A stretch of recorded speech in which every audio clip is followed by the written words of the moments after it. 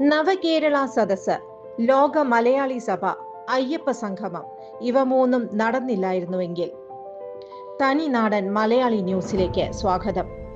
പിണറായി സർക്കാർ ഭരണ നേട്ടത്തിനായി ഉപയോഗിച്ച 3 വമ്പൻ പരിപാടികളാണ് നവകേരള സദസ്സ്, ലോക മലയാള സഭ, ഒടുവിൽ ആഗോള അയ്യപ്പ സംഗമം.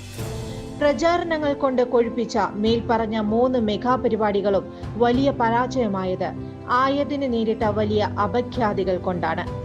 മുഖ്യമന്ത്രിയും മുഴുവൻ മന്ത്രിമാരും അണിനിരന്ന ആഡംബര ബസ് യാത്ര PR ഏജൻസിയുടെ നിർദ്ദേശപ്രകാരമായിരുന്നുവെങ്കിലും ആ യാത്രയുടെ ഉടനീളമുണ്ടായ കോലാഹലങ്ങളും മുഖ്യമന്ത്രിയുടെ ഗൺമാൻ നടത്തിയ പരാക്രമങ്ങളും ലൈവായി കണ്ട നാട്ടുകാർ മൂക്കത്ത് വിരൽ വെച്ചു.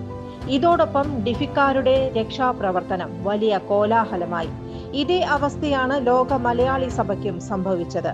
ലോകത്തെ സമ്പന്നരായ മുതലാളിമാരെ 2 ദിവസം വലിയ ഡൊണേഷൻ വാങ്ങി പങ്കെടുപ്പിച്ചത് സാധാ ജനത്തിനും പാർട്ടിക്കാർക്കും വലിയ അലോരസമാണ് സൃഷ്ടിച്ചത്. ഇതോടൊപ്പം ഏറ്റവും ഗുരുതരമായ പ്രശ്നം ആഗോള അയ്യപ്പ സംഗമം നടത്തിയതാണ്. യഥാർത്ഥത്തിൽ പോറ്റിയെ കേറ്റിയെ സ്വർണം കട്ടതാരപ്പ എന്ന ഗാനത്തിലേക്ക് ലക്ഷക്കണക്കിന് പേർ ലോകത്ത് കേൾക്കുന്നതിന് വഴിയൊരുക്കിയത് ഈ സംഗമത്തിന്റെ ബാക്കി പത്രമാണ്. ആഗോള അയ്യപ്പ സംഗമം വഴി ഭൂരിപക്ഷ വോട്ട് പ്രീണിപ്പിക്കാൻ നടത്തിയ നടപടി വമ്പൻ പരാജയമായി. മുഖ്യമന്ത്രിക്ക് വലിയ ഇമേജ് ലഭിക്കുമായിരുന്ന പരിപാടി ചില പാർട്ടി വക്താക്കൾ അനവസരത്തിൽ നടത്തിയ പ്രതികരണം സ്വർണ്ണക്കൊള്ളയുടെ വലിയ വിസ്ഫോടനത്തിലേക്ക് എത്തിച്ചു. തദ്ദേശ സ്വയംഭരണ തെരഞ്ഞെടുപ്പ് LDFനും BJP 14% വീണു. ആഗോള അയ്യപ്പ സംഗമം നടന്നില്ലായിരുന്നുവെങ്കിൽ ഇതൊന്നും പുറത്തു വരില്ലായിരുന്നുവെന്നത് വാസ്തവം.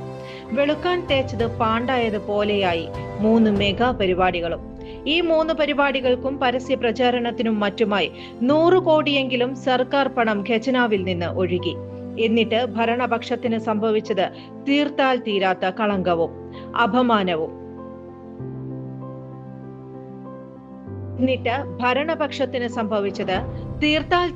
കളങ്കവും അപമാനവും. സാധാ പാർട്ടി പ്രവർത്തകർക്ക് വോട്ട് ചോദിച്ച് ചെല്ലാനാകാത്ത പൊല്ലാപ്പും.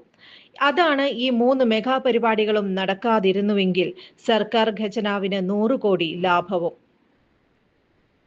പാർട്ടിക്കാർക്ക് അപഖ്യാതിയും ഒഴിവായേനെയെന്ന് ഇന്ന് ചിലർ അടക്കം പറയുന്നത് തീർത്തും അനാവശ്യമായ ഈ 3 പരിപാടികളും നടന്നില്ലായിരുന്നുവെങ്കിൽ ഈ നിയമസഭാ തെരഞ്ഞെടുപ്പിൽ LDFന് നല്ല പ്രകടനം കാഴ്ചവെക്കാമായിരുന്നു.